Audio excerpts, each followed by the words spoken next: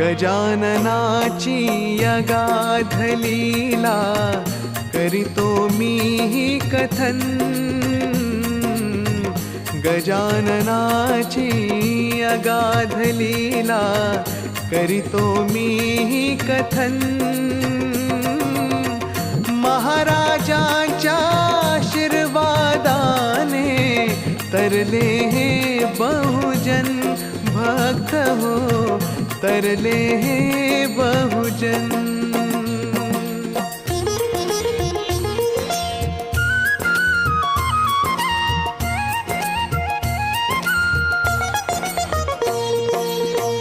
वऱ्हाड प्रांत शेगाव हे तीर्थक्षेत्र बनले।